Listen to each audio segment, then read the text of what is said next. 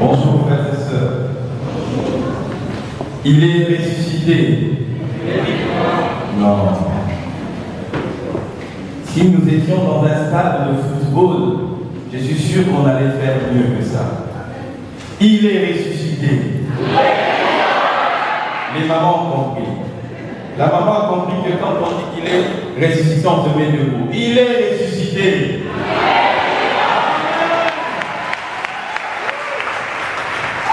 Alléluia.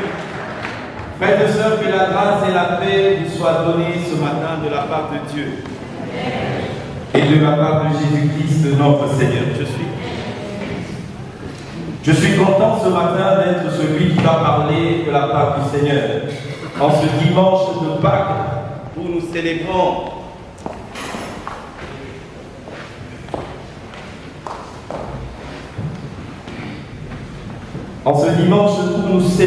la résurrection du Christ, c'est un jour où nous, en tant que chrétiens, nous devons être fiers de porter nos couleurs, fiers de dire que nous avons un Dieu. Parce que voyez-vous, dans chaque pays a un jour, a une fête nationale, n'est-ce pas? C'est ce jour-là où on se rappelle de l'indépendance. C'est ce jour-là où on se rappelle qu'il y a des gens qui sont morts. On se rappelle que des gens qui ont donné leur vie pour la nation.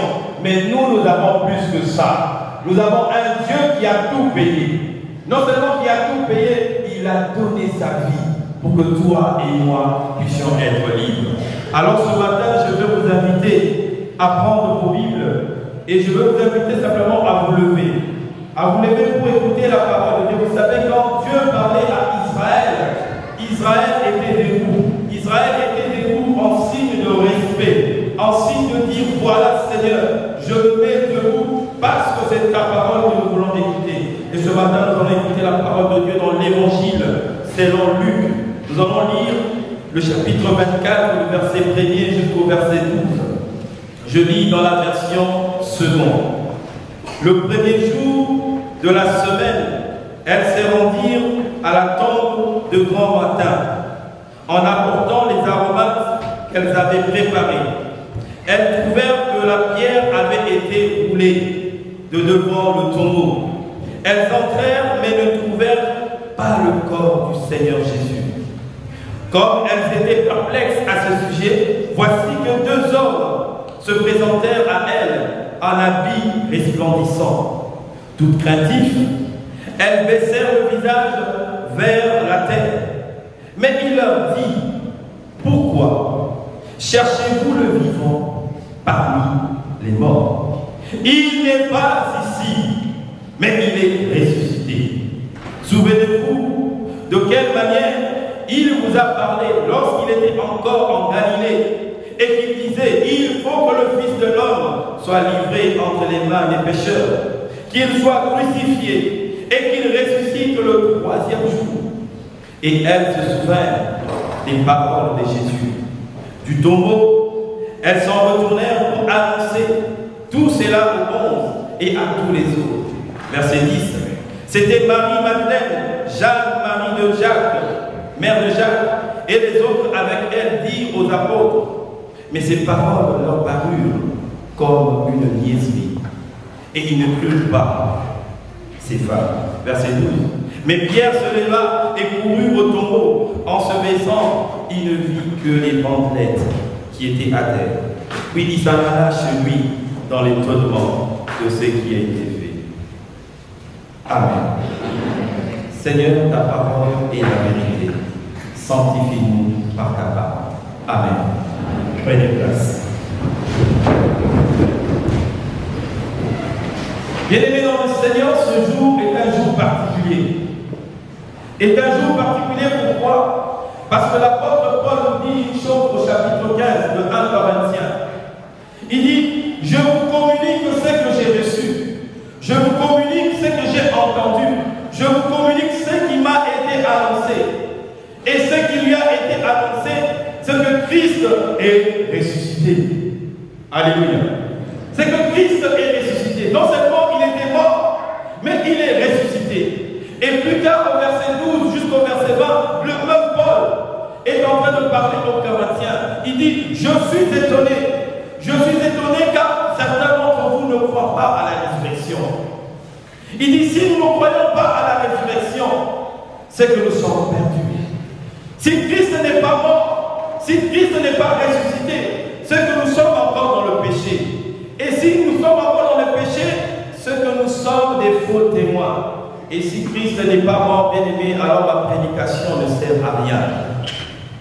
Mais plaise à Dieu ce matin, j'ai envie de dire que ma prédication sert à quelque chose, parce qu'il est véritablement ressuscité. Amen. Et ce matin, je veux parler avec vous sur la puissance de la résurrection. Sur la puissance de la résurrection. Voyez-vous, quand on regarde dans les évangiles, on voit que Marc, Luc, Jean, Matthieu, les 4 évangélistes, parlent de la résurrection de Jésus. Et chacun présente la résurrection avec des éléments différents. Chacun essaie d'insister sur un aspect. Peut-être que quand vous allez lire, vous allez dire non. Mais est-ce qu'il y a contradiction? Non. C'est juste que les 4 nous présentent un tableau. Et pour bien comprendre le sens de la résurrection, il faut lire les 4 tableaux. Et moi, je choisis celui de Luc. Ici où on nous rappelle encore qu'il était dimanche matin, comme aujourd'hui. Les femmes qui étaient à côté de Jésus, la Bible nous dit qu'elles avaient commencé la route avec Jésus depuis la Galilée. Elles ont vu Jésus commencer son ministère. Elles étaient là à Golgotha, alors que les hommes étaient portés disparus. Mais les hommes sont venus récupérer les trucs après. Les femmes étaient là. Elles ont vu le maître agoniser. Elles ont vu le maître crier Élie, Élie, Élie, lama sabachthani. Les femmes étaient là. Et ce sont ces mêmes femmes qui ont vu comment le corps a été enveloppé, comment le corps a été préparé et comment le corps a été mis au tombeau. Et bien plus, non seulement le corps a été mis au tombeau, le corps était sous haute surveillance. Parce que voyez-vous, Matthieu chapitre 27, à partir du verset 62 à 66, les pharisiens vont dire à Pilate et les sacrificateurs, ils vont aller voir Pilate pour leur dire, écoute, nous nous souvenons que cet homme de son vivant avait dit qu'il va ressusciter. Et nous ne voulons pas que ça soit une imposture. C'est pour cela, mets des gardes. Quelqu'un qui est déjà mort. Mais on met encore des gardes du corps sur le tombeau. C'est qu'il y avait un problème. Voyez-vous, j'ai été frappé. Comment ces pharisiens, la Bible souvent quand nous la lisons, on nous présente les pharisiens comme les opposants de Jésus. Effectivement, ils étaient en désaccord avec Jésus. Mais comment ils ont dit, nous nous souvenons de ce qu'il a dit? Je me suis dit, c'est que quelque part, la parole les avait aussi pénétrés. Même s'ils n'étaient pas d'accord, même s'ils n'étaient pas d'accord que Jésus était le Fils de Dieu, mais en voyant les œuvres de Jésus, ils avaient reconnu quelque part que cet homme était différent. Ils ont scellé le tombeau, ils ont mis des gardes du corps, et je suis sûr que ces gardes du corps veillaient nuit et jour. Pendant 3 jours, ils ne mangeaient pas. Mais bien aimés, même s'ils avaient mis tout un bataillon militaire, même s'ils avaient mis le porte-avions, ça ne pouvait pas retenir le Seigneur Jésus. Ça ne pouvait pas retenir la puissance de sa résurrection. Ça ne pouvait pas. Et la Bible nous dit qu'au 3e jour, les femmes se sont levées de grand matin. Elles ont apporté les aromates préparés. Au verset 2, elles trouvèrent que la pierre a été roulée. Vous voyez, quand nous sommes chez Marc, il y a 2 questions. Chez Marc, les femmes se posent la question de savoir mais qui va rouler la pierre pour nous? C'est ça qui préoccupait les femmes. Pourquoi? Parce qu'elles étaient là. Elles avaient vu comment le corps a été embaumé. Elles avaient vu comment Joseph d'Arimathée avait posé la pierre. Elles avaient vu comment les gardes du corps étaient là. Pour elles, c'était important de se poser cette question. Mais qui va rouler pour nous la pierre? Mais voyez-vous, au verset 3, on nous dit qu'elles entrèrent, mais trouvèrent le corps du Seigneur Jésus. Elles ne trouvèrent pas le corps du Seigneur Jésus. Bien-aimés, j'aimerais d'abord m'arrêter là.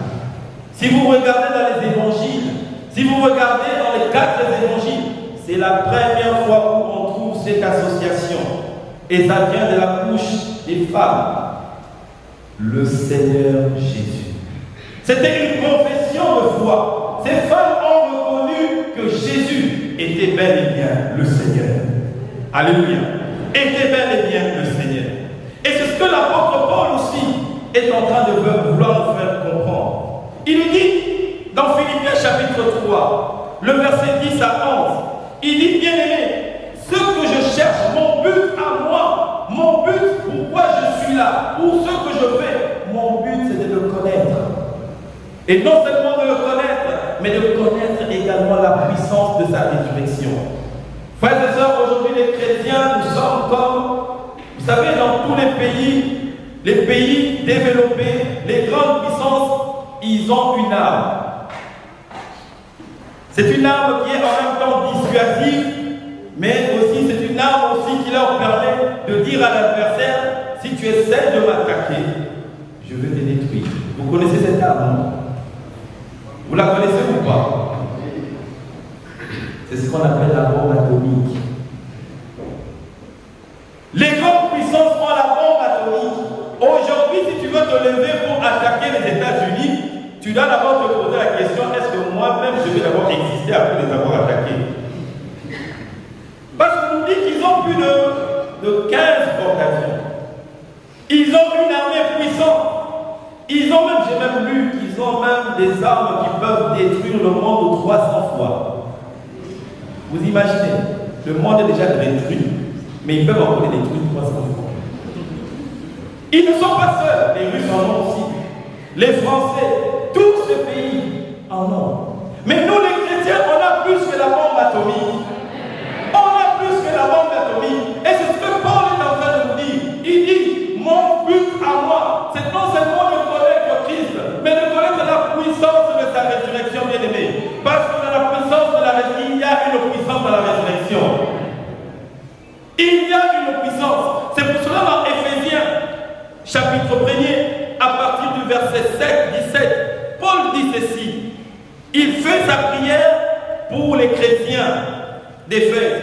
Il dit, je prie, je rends grâce à Dieu, je fais mention de vous dans mes prières, afin que le Dieu de notre Seigneur Jésus, le Père de gloire, vous donne un esprit de sagesse et un esprit de révélation, qui vous le fasse connaître, qu'il illumine les yeux de vos cœurs, afin que vous sachiez quelle est l'espérance qui s'attache à son appel. Quelle est la glorieuse richesse de son héritage au milieu de saints. Et le verset 19-20, il dit ceci. Et quelle est la grandeur surabondante de sa puissance envers nous qui croyons, selon l'action souveraine de sa force.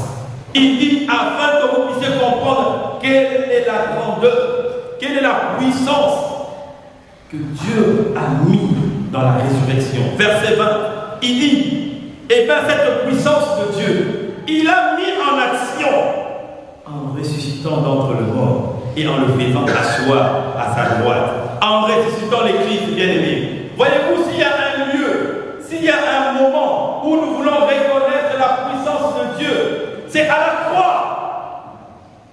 C'est à la croix, parce que le tombeau est vide. La mort ne pouvait pas retenir le Créateur. Notre sœur, au début du culte, elle a dit, quand Jésus est mort, mais la créature a dit, non, je ne peux pas retenir 3 jours cet homme. Je ne peux pas. Et il y avait un chanteur de chez moi qui disait, et même lorsque Jésus est mort, on nous dit que le ciel s'est assombri. Même le soleil a refusé de voir le Fils de Dieu. Parce que même le soleil, même la nature a reconnu la puissance de Dieu. Et on nous dit que cette puissance, Dieu l'a déployée en Christ, en le ressuscitant. Bien-aimé, le Christ est ressuscité par la puissance de Dieu. Et connaître sa puissance, c'est donc connaître d'abord la puissance de Dieu. Une puissance infinie, incommensurable, une puissance qui crée, une puissance qui appelle à l'existence de toutes choses. En bref, c'est connaître Dieu lui-même. La puissance de Dieu qui s'est manifestée dans la résurrection, eh bien, c'est connaître Dieu lui-même. Et là, je vais parler de 2 points. Ce n'est pas simplement une puissance, mais c'est aussi une puissance qui appelle à la vie. Alléluia. C'est une puissance qui appelle à la vie. Jean chapitre 10, verset 10, vous connaissez ce verset. On dit que le voleur ne vient que pour faire quoi? Pour faire quoi?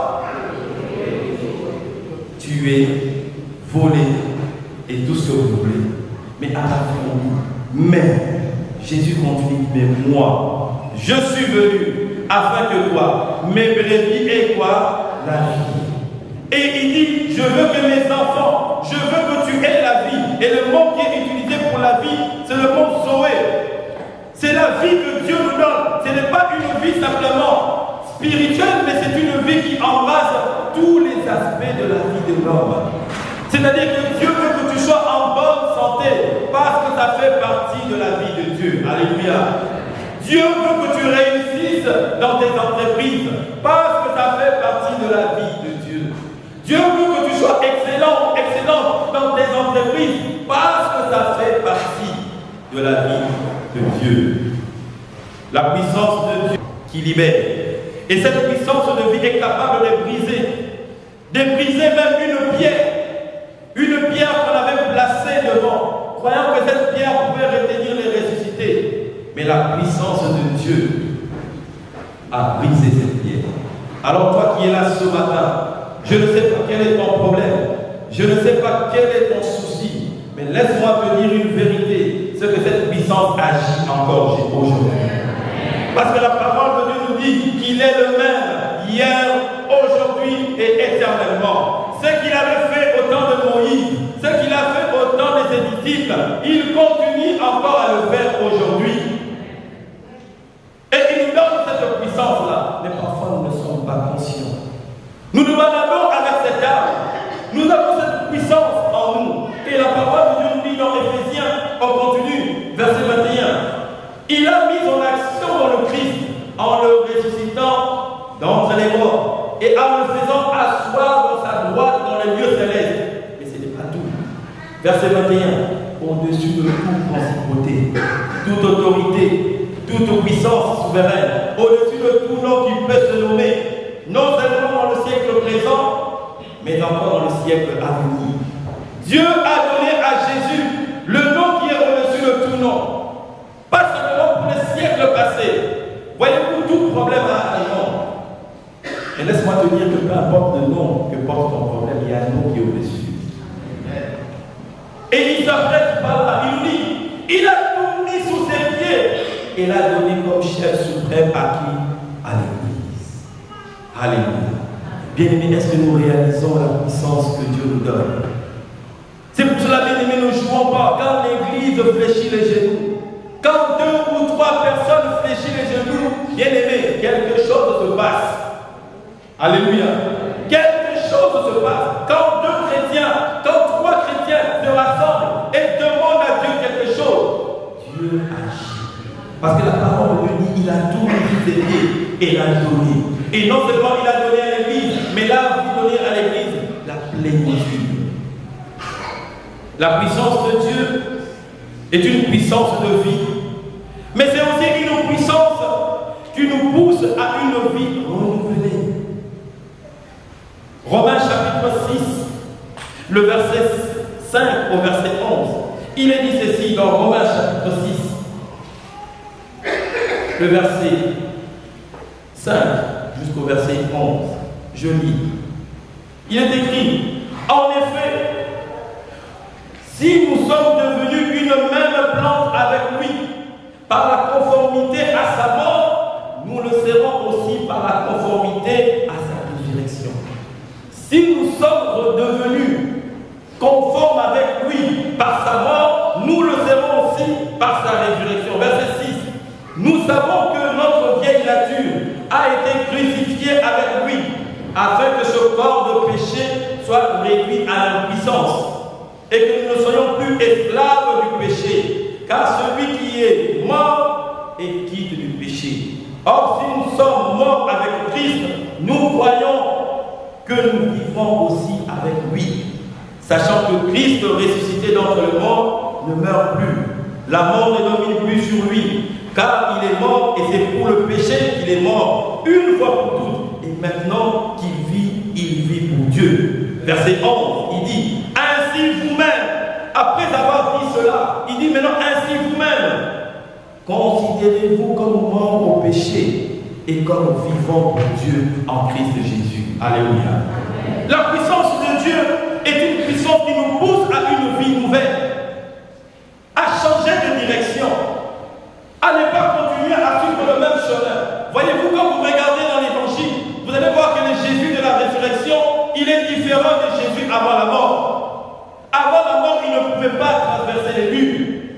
Avant la mort, il ne pouvait pas faire les miracles qu'il faisait. Mais la Bible nous dit que quand il est mort et ressuscité, et même les lois de la nature n'avaient plus pouvoir sur lui, parce qu'il était devenu différent.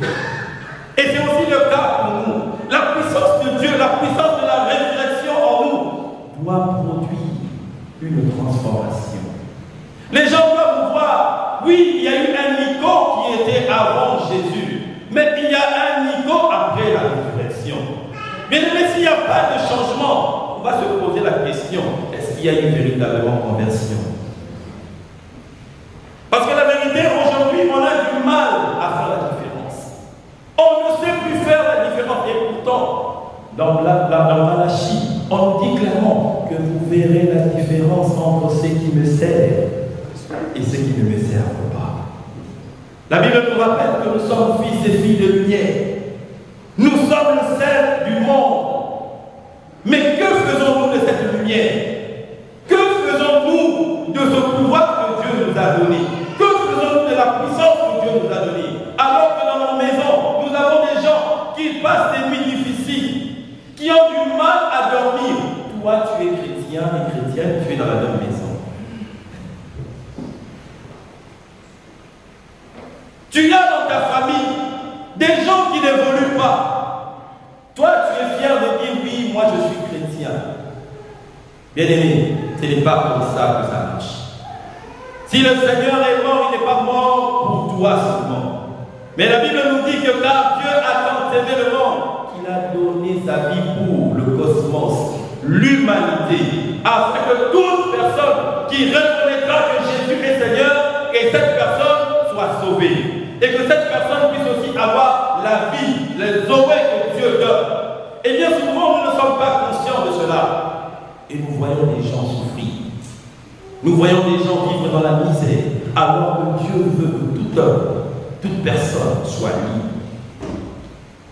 C'est une puissance qui nous pousse à une vie nouvelle. Mais c'est aussi une puissance, non seulement qui nous pousse à une vie nouvelle, mais qui nous pousse aussi à l'action.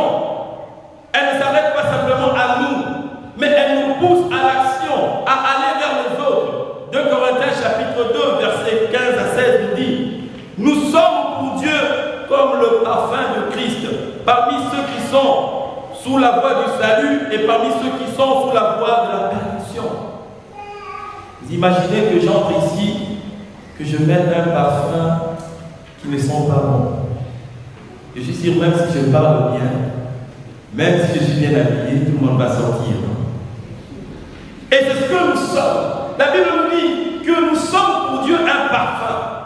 Et la question que je te pose, quel est le parfum que tu réponds autour de toi? Quand les gens te voient, vous savez, parfois nous les chrétiens nous nous trompons. J'ai déjà dit ici à plusieurs fois, ce que Dieu ne nous attend pas ici à l'église. Parce qu'ici à l'église, on sait que tout le monde est saint.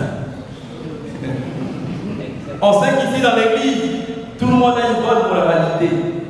On sait qu'ici dans l'église, tout le monde a un bon témoignage. On a tous un bon témoignage. C'est pour cela que l'apôtre Paul dira ceci. Quand quelqu'un veut aspirer aux responsabilités, quand quelqu'un veut se lever pour servir Dieu, examiner son témoignage des gens de l'extérieur. Parce que ce sont les gens de l'extérieur qui te connaissent. Parce que les gens de l'extérieur savent que oui, le pasteur Nico c'est un tyran. Même s'il est en train de parler à nous, ils sauront que je suis un tyran si je le suis réellement. Oui, les gens de l'extérieur cet homme et cette femme vivent vraiment dans la vérité? Est-ce qu'ils marchent fidèlement? Ou bien c'est juste un titre que nous portons? La puissance de Dieu nous pousse à pouvoir également impacter les autres. Et j'aime dire toujours cette parole, que l'habit ne fait pas le moine. Que l'habit ne fait pas le moine. Mais on reconnaît aussi le moine par son habit. Alléluia. Si je prends une tenue de policier, si je me mets devant vous, vous saurez déjà que vous-même, si vous brûlez le feu rouge, je peux vous arrêter. N'est-ce pas? Mais si je suis sans tenue, je vous dis que je suis un policier. Est-ce que vous allez me croire? Donc, quelque part, bien aimé, la tenue, elle est importante. Et c'est ce que le Seigneur nous demande. Ce n'est pas cette pensée qui dit Seigneur, Seigneur, Seigneur, dit la parole de Dieu, qui est littéralement le royaume des cieux. Mais Jésus dit, c'est celui-là seul qui fait la volonté de mon Père, qui héritera le royaume de Dieu. La puissance de sa résurrection nous pousse également à changer de vie. Mais pas seulement ça. Cette puissance nous fait connaître aussi que de la mort où nous étions, Dieu nous a rendus à la vie, qui triomphe dans notre esprit, dans notre âme et dans notre corps. Et surtout, il est en train de faire germer en nous des valeurs de vie. Mais la question qu'on peut se poser, quand j'ai lu encore ce texte de Luc chapitre 24, on nous dit que les femmes sont arrivées au tombeau. Elles ont vu que le tombeau était vide. Les anges leur ont témoigné que Jésus n'était pas là. Mais quand elles sont rentrées dire aux apôtres, mais la Bible nous dit que personne ne les a cru. Personne ne les a cru. Les disciples n'ont pas cru. Et voyez-vous, aujourd'hui c'est le cas encore. Il y en a aujourd'hui aussi qui doutent, qui disent oui, ça fait depuis plus de 2000 ans qu'on nous dit que Jésus va revenir, il va revenir, il va revenir. Moi je suis fatigué, je vais vivre ma vie. Oui, on me dit que Jésus change de vie, on me dit que Jésus fait ceci. Mais moi, je ne vois rien. Mais laisse-moi te dire, c'est parce que tout simplement nous n'avons pas pris conscience. C'est parce que simplement nous n'avons pas peut-être compris la puissance de la résurrection. Quand nous comprenons ce que le Christ a fait à la croix, quand nous comprenons ce qu'il a donné à la croix, quand nous nous approprions la puissance de la croix, bien aimé, nos vies ne seront plus les mêmes. Nos vies ne pourront plus être les mêmes. Nous aurons des vies qui impactent autour de nous. Nous aurons des vies qui changent les gens qui sont autour de nous. Mais voyez-vous, comme les disciples, eh bien l'incrédulité a frappé, l'incrédulité a fait. Jésus dira, je suis la résurrection et la vie. Celui qui croit en moi vivra. Celui qui écoute ce que je dis et qui place sa confiance dans le Père qui m'a envoyé possède dès à présent la vie éternelle. Et il ne sera pas condamné. Et il sera déjà il passera de la mort à la vie. Voilà ce que la parole de Dieu nous enseigne. Voyez-vous, la puissance de Dieu, s'est manifestée à la croix. Elle est source de notre salut. Alors, frères et sœurs, nous devons nous approprier de cela. Quand les femmes sont arrivées, les anges leur ont dit, mais pourquoi cherchez-vous parmi le mort, le vivant? Pourquoi cherchez-vous le vivant parmi les morts? Et dans Apocalypse chapitre 1, le verset 18, c'est Jésus qui parle. Il dit, moi je suis le premier et le dernier, le vivant. Amen. Il est vivant, bien-aimé. Ce n'est pas simplement un slogan. Ce n'est pas simplement des belles paroles. Le Seigneur vit. Et si le Seigneur vit, eh bien il peut encore transformer ta vie. Il peut encore changer les choses. Alors ne regarde pas autour de toi. N'aie pas ce regard inquiet. N'aie pas ce regard de lamentation. Vous savez, il y a des chrétiens maintenant qui sont devenus champions à lamentation. C'est comme s'il n'y a que dans la Bible les lamentations. Alors que dans la Bible, il y a aussi des actions de grâce. Des actions de reconnaissance. La puissance de sa résurrection nous libère de la loi de la mort. Le péché n'aura plus de pouvoir sur toi parce que nous sommes sous sa grâce. La Bible nous dit que bien, vous connaîtrez la vérité, et la vérité nous rendra libres. Le Seigneur Jésus est venu pour te rendre libre. Il n'est pas venu pour te condamner. Il n'est pas venu pour te critiquer. Mais il est venu pour te donner la vie. Et que cette vie déborde en toi, non seulement en toi, mais que cette vie également puisse toucher autour de toi. Mais voyez-vous, quand je regardais ce texte de l'apôtre Paul, je me suis rendu compte que la puissance de la résurrection est encadrée par deux éléments. Et Paul le dit au verset 10, il dit dans Philippiens chapitre 3, il dit ces deux éléments que je veux, mon but est de te connaître, ainsi que la puissance de sa résurrection et la communion à ses souffrances. Alléluia. Aujourd'hui, les gens présentent l'évangile comme étant seulement l'évangile de la prospérité. Oui, viens simple devant le Seigneur. Donne 100 dirhams, tu auras 1000 devant. Oui, sème ceci, on te donnera. Mais bien aimé, la parole de Dieu n'a jamais dit ça. La parole de Dieu nous parle ici. Je veux aussi communier à ses souffrances. Avant la résurrection, il y a eu d'abord la croix. Aujourd'hui, nous voulons les bénédictions. Mais est-ce que nous sommes prêts à passer par la croix? Christ est passé par la croix. Quand le Seigneur te dit abandonne cette voie, abandonne. Quand le Seigneur te dit laisse ce mari, abandonne. Quand le Seigneur te dit arrête ce comportement, abandonne. Mais nous voulons simplement des bénédictions, mais nous ne voulons pas la croix. Et bien l'apôtre Paul nous dit, mon désir à moi c'est non seulement de connaître Christ, mais aussi la communion en ses souffrances. Mieux nous connaîtrons le Christ, mieux nous connaîtrons aussi la puissance de sa résurrection. Parce qu'il dit, je suis la résurrection et la vie. Mais si nous voulons connaître la puissance de sa résurrection, il nous faut aussi apprendre la communion dans ses souffrances. Et c'est cette expérience que l'apôtre Paul partage. Paul a souffert. Il a souffert. Il a été tabassé. Il a été critiqué. Et même lui-même, il était malade. La Bible nous dit qu'il avait une écharpe dans son corps. Il appelait cette écharpe l'ange de Satan. Il dit, j'ai prié à Dieu 3 fois. 3 fois. Mais Dieu lui a dit, ma grâce te suffit. Alléluia. Bien aimé, j'aimerais te dire ce matin une chose. La grâce de Dieu te suffit. Et la grâce de Dieu, c'est Christ lui-même. Quand tu sais que tu as Jésus, même si tu pries, même si tu demandes depuis des années, même si tu ne vois pas la réponse, il est là. Tu n'as pas besoin de le sentir. Tu n'as pas besoin de... Tu connais la relation que tu as avec lui. Bien aimé, j'avais fait ce témoignage vendredi, je vais le faire encore ce matin. Quand on sert Dieu, Dieu il est fidèle. J'ai cherché l'école pour ma fille. Et je suis allé me présenter dans une école où j'étais le 5e dans la liste d'attente.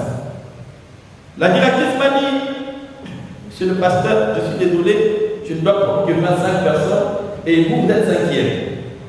Et comme aussi c'était une directrice aussi qui était croyante, on a commencé à parler un peu de la foi. Je lui ai dit, écoutez madame, ce que je veux faire, je vais laisser mon nom et moi je vais aller prier mon Dieu. Et je sais qu'il fera. Je suis parti, 1 mois est passé. Les enfants ont eu 2 semaines de vacances. Avant les vacances, elle m'a appelé. Elle m'a dit, monsieur le pasteur, je suis désolé, mais il n'y a pas de place. J'ai dit, ce n'est pas grave. Moi, je continue seulement à prier. 2 semaines sont passées.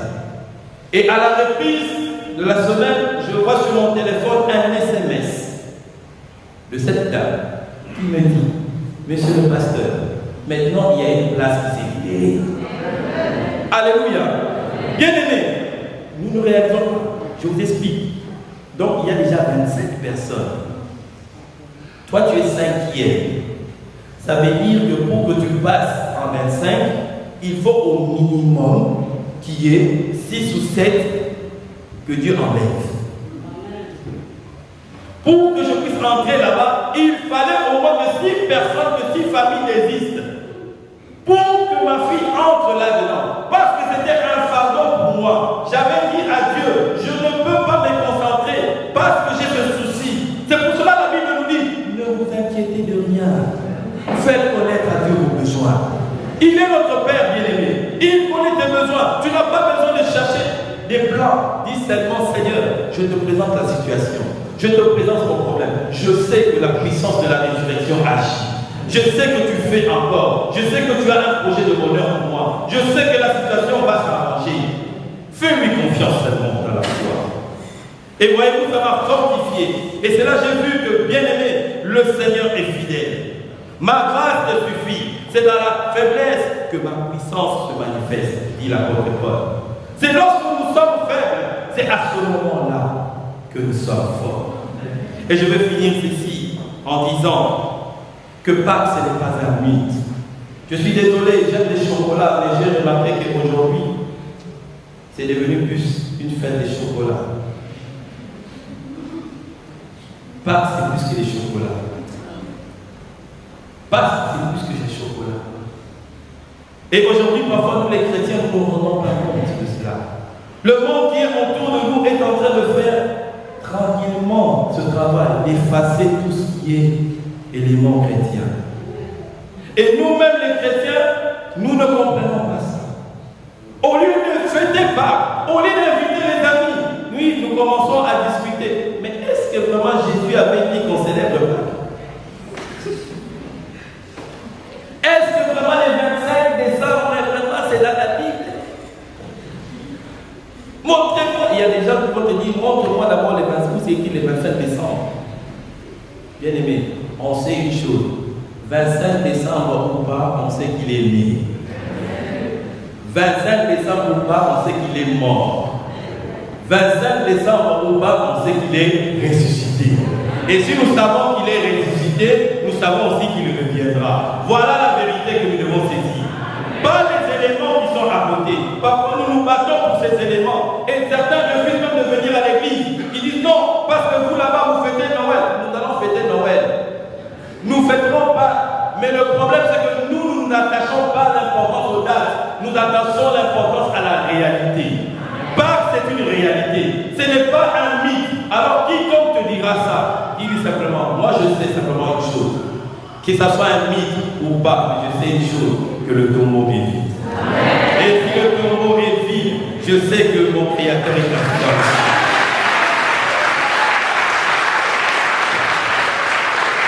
Et si le tombeau est vide, la Bible nous dit, il n'est pas parti seul. Il dit, nous sommes assis avec lui. Donc tu es assis avec le Seigneur dans les lieux célestes. Tu es entre ses mains. Alors réjouis-toi. Réjouis-toi sans dans la joie parce que ton Seigneur vit. Parce que ton Créateur vit. Alors que le Seigneur vous bénisse. Et joyeuse Pâques à tout le monde.